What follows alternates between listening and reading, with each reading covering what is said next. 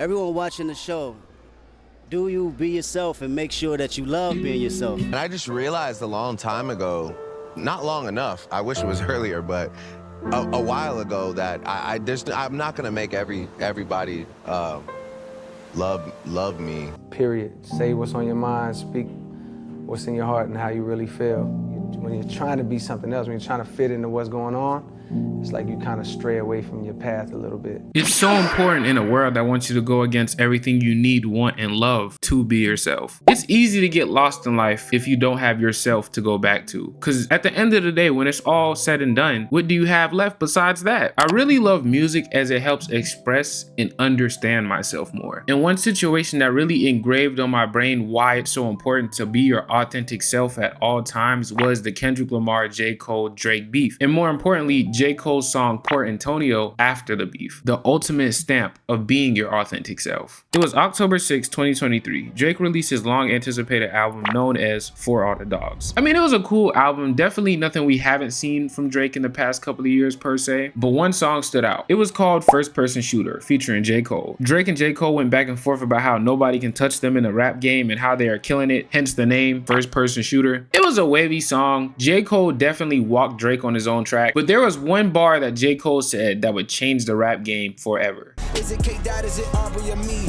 We the big three like we started a league. And something about this bar must have just really made Kendrick mad. But I mean, to be fair, Kendrick Lamar has never really been a person who's got along with everybody else and been cool with everybody. Because on March 22nd, 2024, Metro and Future dropped the album titled We Do Not Trust You, which was a Z-level album, definitely one of the best rap projects we've gotten in the last decade. Yet one song outshined the whole album, titled Like That. And what made it so big was how Kendrick Lamar responded to the line that Cole said earlier about them being the big three. Sneak this and first person shooter. I hope they came with 3 switches. I crash out. I still got PTSD. Motherfucker, big three.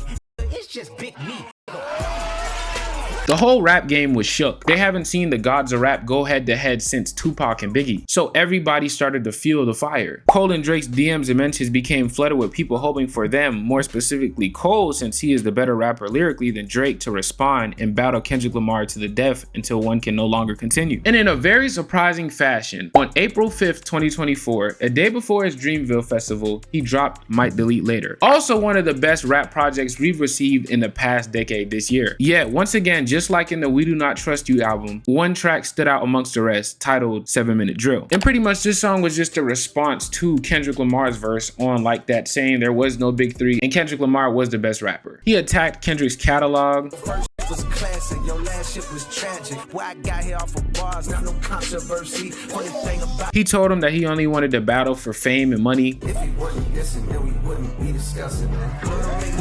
And honestly, looking back, everything that Cole said was pretty surface level. Not really at any point did he try to attack Kendrick Lamar's character, how we would later see Kendrick and Drake attack each other's character. This was a spar or a slap box at best, but it was very un-Cole-like. Jermaine's whole career, he was a very transparent person who stays out the way. Cole kind of reminds me of that one homeboy who we know that's cool with everybody and kind of quiet and sits in the back of the class because he just stay out the way and he don't be trying to bother nobody. So for him to respond in this manner did seem a little bit out of character, knowing that J. Cole is a very peaceful guy who values peace and love and compassion. And just as people thought it was, so did he. Because 2 days later at his festival on stage in front of 50,000 people, he apologized to Kendrick Lamar and explained how social media made him go against his own character. And so that fear had me moving in an unusual way, right? It had me moving in a way that I damn near was thinking about and listening to people's expectations of me and then responding off of that, right? And I know this is not what a lot of people want to hear. I know I can hear my niggas up there right now like, nah, don't do that. But I got to keep it 100 with y'all. I damn near had a relapse, right? All of this time of me moving on my own accord, for the first time I was tested. Why am I tested? Because I got the world. What you gonna do, Cole?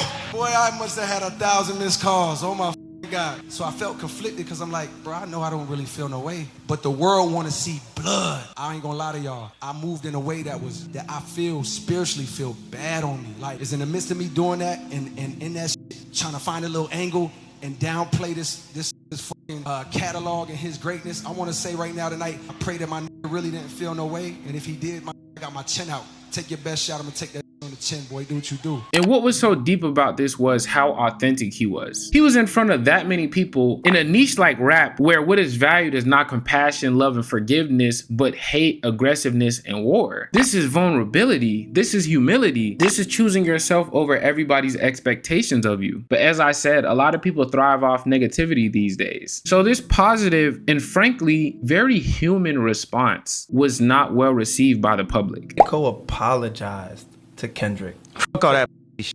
Oh shit. Fuck all that shit. There you have it. Yo, fuck all that shit, man. We want to see who the best. Why is you apologizing for, man, what the? This is probably one of the most light-skinned things you could do is apologizing for making a diss record on another. They called J. Cole soft, a coward. And that couldn't be farther from the truth, because if you've heard J. Cole spit, then you know that he is more than capable of going head to head with Kendrick Lamar or anybody else at that. But the instant gratification and validation from people who could care less what happens to him caused him to act, and in retrospect, put things above himself. Because when you choose others' expectations and opinions over what you feel in your heart, you're effectively choosing them over yourself, which leads to you feeling empty and, as I said earlier, lost. Once you lose yourself, you have nothing. This is why they say you can have all the money in the world, but what good is that without self-love, family, a purpose? And that's what J. Cole had to remind himself. And I see a lot of people say, well, you know, he shouldn't have responded to begin with. Have you tried having millions of people in your ear at one time trying to tell you to do something? If you don't do it, they're gonna try to discredit you as a person. None of us know what that is like, to try to say he's wrong for feeling or acting the way he's acted, because none of us have ever even been in that position. Most of y'all will never even reach heights like that to know what that's like. But J. Cole ultimately realized this and dropped out of a war, which frankly wasn't even his to fight. And we all know how that went. Also, Bobby,